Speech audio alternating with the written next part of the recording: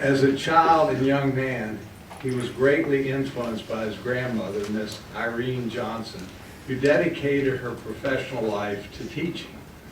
After high school, Mr. Johnson attended and graduated from Emory University in Atlanta, Georgia, where Mr. Hill and I graduated too, so we have that in common. He then began his career in Mecklenburg County Schools as a Teach for America teacher at West Charlotte High School, where he served for 2 years.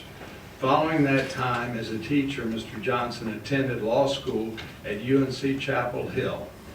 He most recently served as a corporate counsel at an international technology company based in Winston-Salem. He also has recently served on the Winston-Salem Forsyth County School Board, and on November 8th was elected to become our newest State Superintendent of Public Instruction. I note that Superintendent Johnson and his wife have a preschool-aged daughter, and I ask you to join me in welcoming formally Mr. Mark Johnson.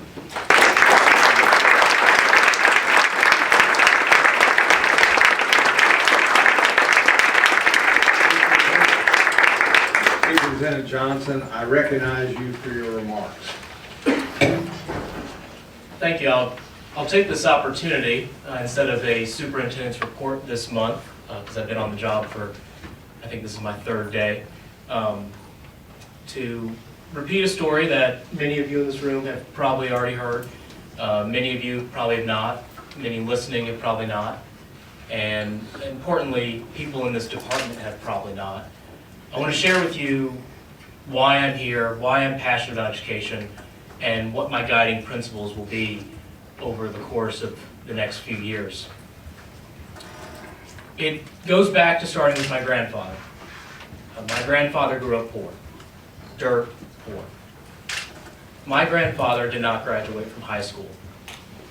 And he grew up in a time where it was easier to not graduate from high school and be able to pull yourself up by your bootstraps just through sheer hard work. And that's what he did. He was a salesman, and he sold door to door across the Southeast.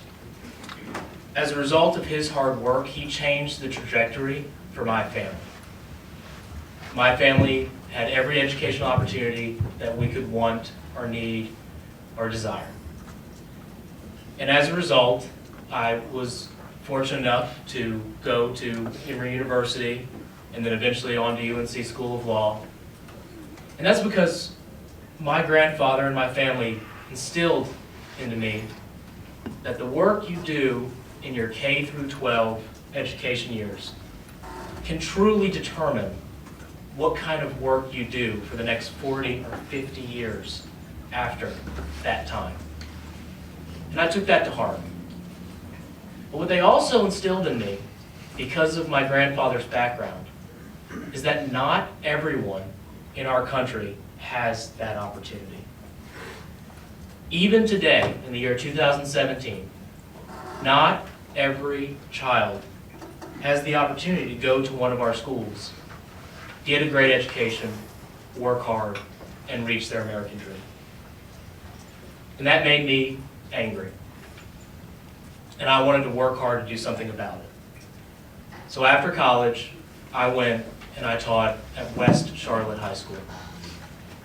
West Charlotte High School is a very, very difficult place to be a teacher. But it's an even harder place to be a student. I taught 9th grade science.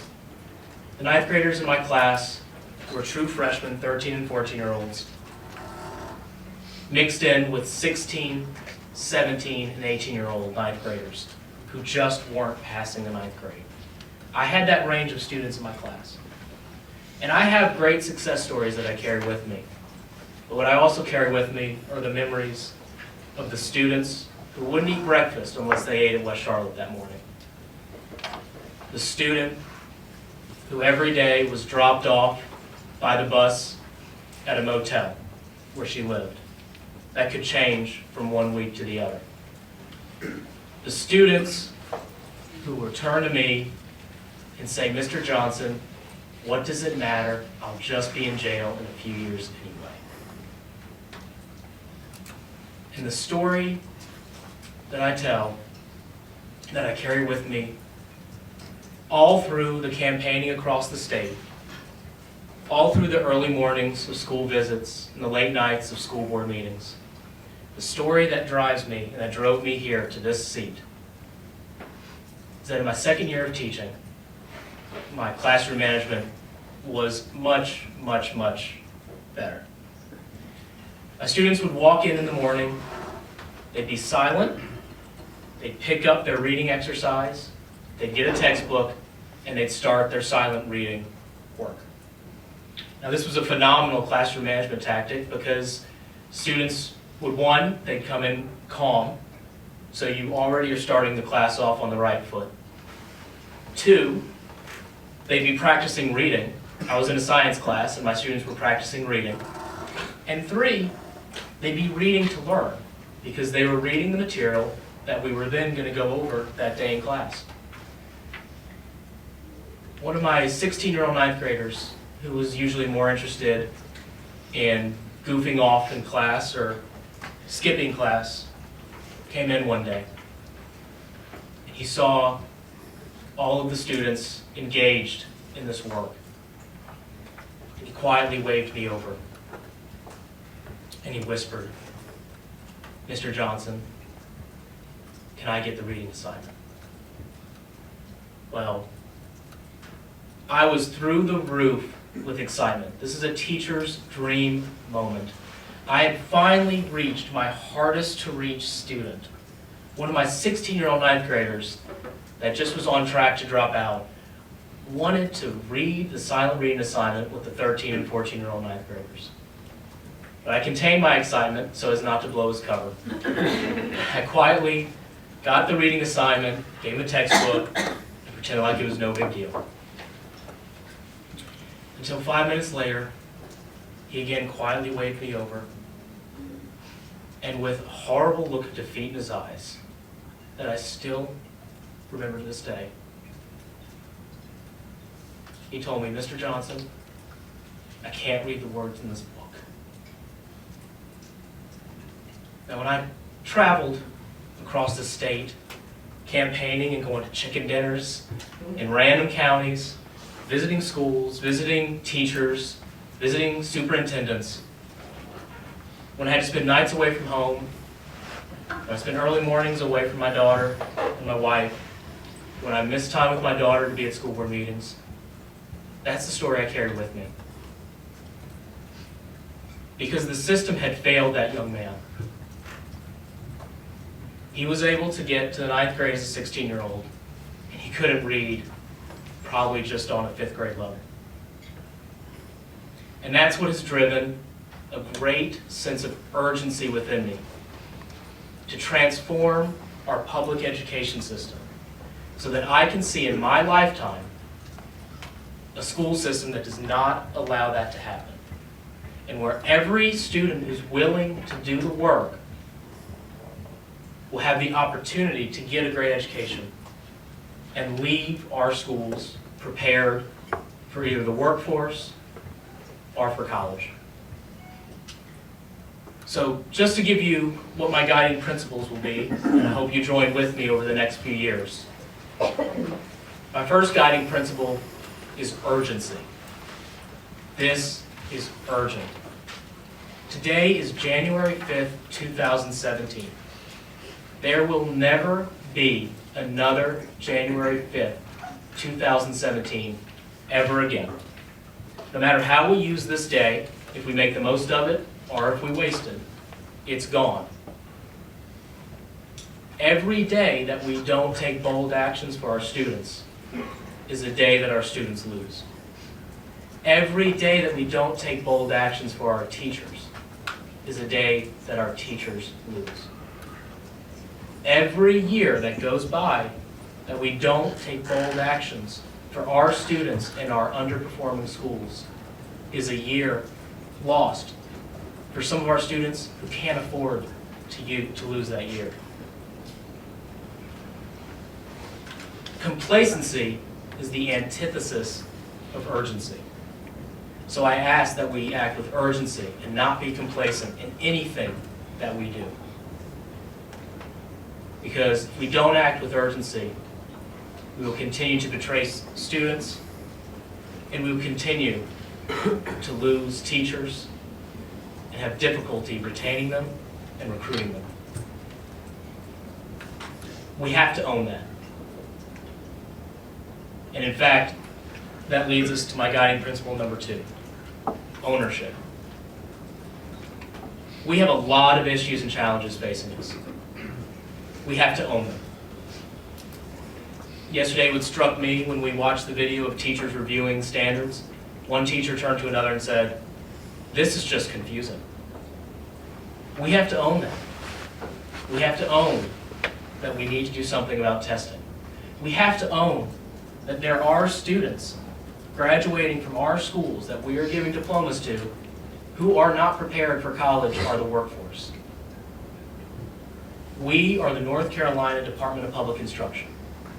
It is our job to own those challenges and to find solutions. We must be innovative to find solutions. So that leads to my guiding principle number 3, innovation. Innovation will lead to the true transformation of public education.